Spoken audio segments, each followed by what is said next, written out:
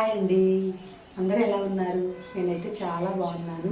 మీరందరూ కూడా ఆరోగ్యంగా ఆనందంగా ఉండాలని మనస్ఫూర్తిగా కోరుకుంటున్నాను. ఉగాది పండుగ వస్తుంది కదండి. కిచెన్ డీప్ క్లీన్ చేద్దాం అనుకుంటున్నాను. స్లోగా అన్నీ స్టార్ట్ చేసుకుంటే పండగ వచ్చేలోపు అయిపోతుంది. అందులో ఎండలు కూడా బాగా పెరిగిపోతున్నాయి కదండి.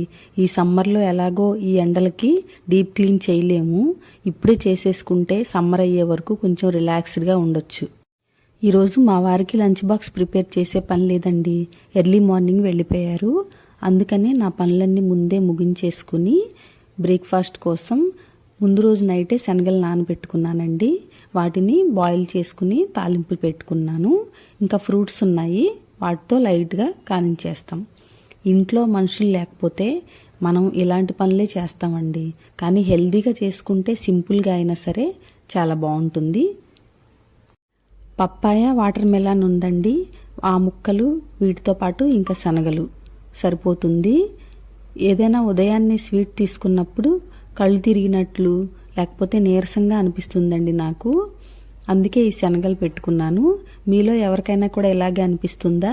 ఒక 10 నిమిషాలు టీవీ చూస్తూ రిలాక్స్డ్గా బ్రేక్ఫాస్ట్ చేసి ఇంకా పని స్టార్ట్ చేయొచ్చు అని చెప్పి బ్రేక్ఫాస్ట్ చేశానండి. బ్రేక్ఫాస్ట్ చేసేటప్పుడు కూడా ఆలోచిస్తున్నాను అనమాట, ముందు ఏ కార్నర్ నుంచి స్టార్ట్ చేయాలా అని. కిచెన్ క్లీన్ చేసేటప్పుడు ఎప్పుడైనా నేను సింక్ ఖాళీగా పెట్టుకుంటానండి. ఏమన్నా ర్యాక్స్ సర్దేటప్పుడు డబ్బాలు అవి వాష్ చేసే వస్తాయి కదా, వాటిని అప్పటికప్పుడు క్లీన్ చేసేసుకుని పక్కన పెట్టుకుంటే ఇవి సర్దేలోపు ఆరిపోతాయి అన్నమాట. బాగా ఆలోచించిన తర్వాత ఈ కార్నర్ నుంచి స్టార్ట్ చేద్దాం డిసైడ్ అయ్యానండి. ఇప్పుడు ఈ డబ్బాలన్నీ తీసి పక్కన పెడుతున్నాను. ఇప్పుడు తీసింది పసుపు డబ్బా అనమాట. నేను ఇయర్లీ వన్స్ పసుపు కొమ్ముల్ని ఆడించి పెట్టుకుంటాను. ఇవి సన్న సేమియా ఉంటాయి కదా, వన్ టౌన్ వెళ్ళినప్పుడు మా చెల్లి తీసుకొచ్చింది, నాకు సగం ఇచ్చింది. ఇవేమో మొన్న పట్టిన బియ్యం పిండి వడియాలండి. ఈ వీడియో కూడా పెట్టాను, ఒకసారి ఛానల్లోకి వెళ్ళి చూడండి. ఇదేమో తాటి బెల్లం అనమాట, మన ఫేవరెట్.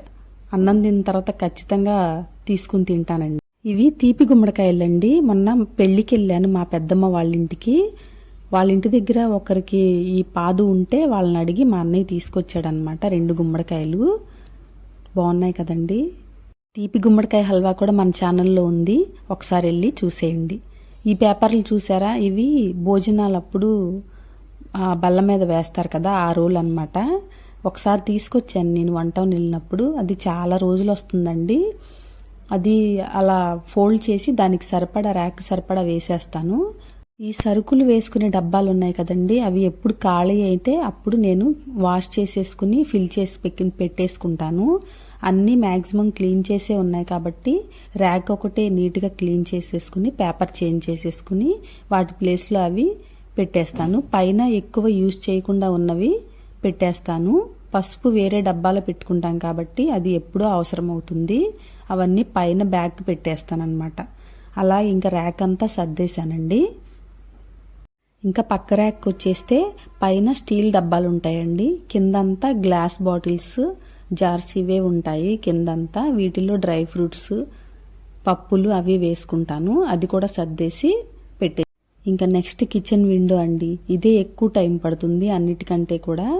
దీనికి మెష్ డోర్ ఉంటుంది. ఈ మెష్ డోర్ని ఒక బ్రష్తో క్లీన్ చేసేసుకున్నాను. అదంతా అయిపోయింది. తర్వాత ఇప్పుడు కిచెన్లో మెయిన్ ఉండాల్సినవి ఒక నోట్బుక్, పెన్ అండి. ఏదన్నా సరుకులు అయిపోతే నేను దాంట్లో రాసుకుంటాను. ఒక స్క్రూ డ్రైవర్ అండి, అది ఉండాల్సిందే కదా మన కిచెన్లో. ఏదన్నా కుక్కర్ హ్యాండిల్స్ లూజ్ అయినప్పుడు ఫిక్స్ చేసుకోవటానికి. ర్యాక్స్ కూడా క్లీన్ చేసి సర్దేశాను అండి.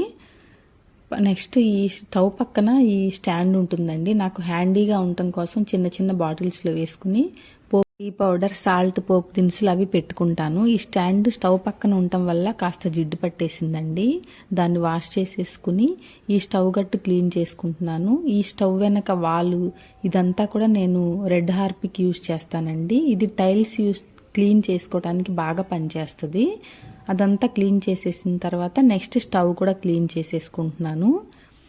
దీన్ని కూడా, ఈ మార్బుల్ని కూడా నేను హార్పిక్తోని క్లీన్ చేస్తానండి, రెడ్ హార్పిక్తో. ఈ స్టవ్ నాబ్స్ ఉంటాయి కదండి, వాటిని ఒక పాత బ్రష్తో ఇలా కార్నర్స్ని క్లీన్ చేసుకుని వెట్ క్లాత్తో తుడిసి తర్వాత పొడి క్లాత్తో తుడుచుకుంటే నీట్గా ఉంటాయి. ఇప్పుడు వరకు ఖాళీ చేసిన డబ్బాలన్నిటినీ కూడా నేను వాష్ చేసేసుకుని పక్కన పెట్టేసుకుంటాను. వాటర్ డ్రైన్ అయిపోయిన తర్వాత అవన్నీ సర్దేసుకోవచ్చు. స్టవ్ ఫిక్స్ చేసిన తర్వాత ఇప్పుడు టైం చూస్తే 12 అవుతుందండి. నాకు కూడా లైట్గా ఆకలి అవుతున్నట్టు అనిపిస్తుంది. సరే వంట స్టార్ట్ చేసేద్దామని చెప్పి అన్నం వండటానికి పెట్టేశాను.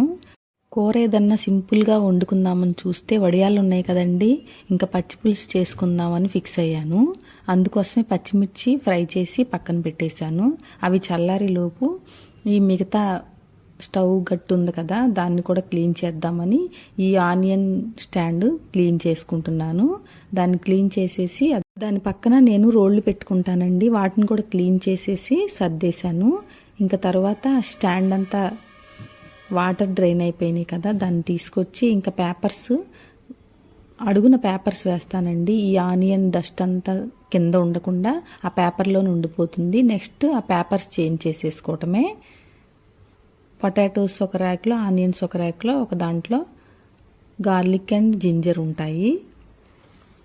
లోపు పచ్చిమిర్చి చల్లారిపోయినాయండి. దీంట్లో కల్లుప్పు వేసుకుని 1 స్పూన్ జీలకర్ర వేసుకుని దీన్ని మ్యాష్ చేసుకోవాలండి. పప్పు గుత్తితో మ్యాష్ చేసుకుంటే బాగా వస్తాయి, లేకపోతే చేత్తో అయినా సరే మ్యాష్ చేసేసుకోవచ్చు. చూసారా, ఇలా మ్యాష్ చేసేసుకోవాలి.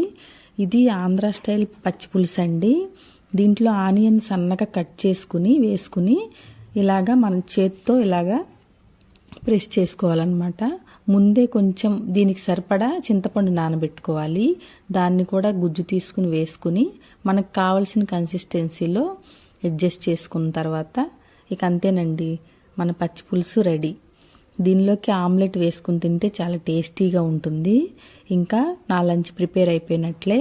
వడియాలు, ఆమ్లెట్, పచ్చిపులుసు చాలా మంచి కాంబినేషన్ అండి. ఇప్పుడు చెప్తుంటే కూడా నోట్లో నీళ్ళు వచ్చేస్తున్నాయి. మీరు కూడా ఒకసారి ఇలా ట్రై చేయండి, చాలా టేస్టీగా ఉంటుంది. చిన్నప్పుడు కూడా వడియాలు ప్రిపేర్ చేసినప్పుడు ఇలాగే తినేవాళ్ళమండి. ఈ కాంబినేషన్లోనే పచ్చిపులుసు, వడియాలు చాలా బాగుంటుంది. ఇంకా తర్వాత కొంచెం రిలాక్స్ అయ్యి నెక్స్ట్ మళ్ళీ స్టార్ట్ చేశానండి. ఈ మిక్సీ, కెటిల్ ఇవన్నీ నెక్స్ట్ పొయ్యిగట్టు ఆపోజిట్ అండి. ఇది మిక్సీ క్లీన్ చేస్తుంటే మంతిని గారు చెప్పింది ఒకటి గుర్తొచ్చిందండి నాకు. మన కిచెన్లో సామాన్లు ఆడవాళ్ళు ఎలా మెయింటైన్ చేస్తారో బాడీని కూడా అలాగే నెలలో ఒకసారైనా ఫాస్టింగ్ ఉంటే మన బాడీ కూడా రిపేర్, క్లీనింగ్ జరిగి మెయింటెనెన్స్ వర్క్ జరుగుతుందని చెప్తారు కదండి. కానీ మనం ఎక్కడ చేస్తాం చెప్పండి? ఆడవాళ్ళు వాళ్ళ ఆరోగ్యాన్ని నెగ్లెక్ట్ చేస్తారనేది మాత్రం నిజమేనండి. గ్లాసులు పెట్టే స్టాండ్ చూసారా, అదైతే నాకు చాలా ఇష్టం అండి. ఈజీగా మన మంచినీళ్ళ బిందె పక్కన పెట్టేసుకుంటే తీసుకుని ఎవరైనా వాటర్ తాగొచ్చు. స్పూన్లు కూడా పెట్టుకోవచ్చు అనమాట. ఆ తర్వాత ఈ స్టాండ్ క్లీన్ అయిపోయింది కదండి, ఇది పెట్టేసి ఇవన్నీ ఫిల్ చేసేసి వెయిట్ ప్లేస్లో అవి పెట్టేశాను. ఈ స్పైసెస్ బాక్స్ ఉంది కదా, దీన్ని కూడా ఫిల్ చేసి పెట్టేశానండి. ఇంకా ఇక్కడతో మొత్తం పై వరకు క్లీనింగ్ అయిపోయిందండి. ఇంకా కింద ర్యాక్స్ ఉన్నాయి. ఈవినింగ్ అయింది కదా, కొంచెం హెడేక్గా ఉందని ఇంకా నేను టీ పెట్టుకుంటున్నాను. మామూలుగా ఈవినింగ్ నేను టీ తాగనండి. ఈరోజు ఎందుకో బాగా ఎక్కువ పనిచేసిన ఫీలింగ్ అనమాట. కొంచెం సర్దాం కదా, అందుకనే ఇంకా టీ పెట్టేసుకుని కొంచెం రిలాక్స్గా టీ తాగానండి. టీ తాగిన తర్వాత ఇంకా మిగతా వర్క్ స్టార్ట్ చేశాను అనమాట. కింద ర్యాక్స్ ఉన్నాయి కదా, అవి స్టార్ట్ చేశాను. ఈ కిచెన్లో నాకు అస్సలు నచ్చని ప్లేస్ ఏదైనా ఉందంటే ఈ గ్యాస్ సిలిండర్ పెడతాం కదండి, ఆ కార్నర్ ప్లస్ దీని సైడ్ అండి. చాలా ప్లేస్ వేస్ట్ అయిపోతుంది అనిపిస్తుందండి నాకు దీనివల్ల. ఈ సిలిండర్ పక్కన స్టాండ్ పెట్టేసి ఇంకా దోశ, చపాతీ ప్యాన్లు పెట్టేస్తాను. ఎలాగోలా దీన్ని కంప్లీట్ చేశానండి. నెక్స్ట్ ఈ ర్యాక్, ఇంకా దీనిలో ఈ పెద్ద అల్యూమినియం గిన్నెలు ఉంటాయి కదా, అవి పెద్ద కుక్కర్, స్టీల్ కుక్కర్స్, ఇంకా రైస్ వేసుకునేది. ఇది పాత వాటర్ ఫిల్టర్ ఉంటుంది కదా, అదండి. ఇప్పుడు యూజ్ చేయట్లేదని దాంట్లో రైస్ వేసుకుంటున్నాను. ఇంకా ఈ మిక్సీ కింద ర్యాక్లో మిక్సీ జార్స్, మా వారి క్యారేజెస్, దంపుడు బియ్యం, ఇంకా కత్తిపేట అవి పెట్టుకుంటానండి.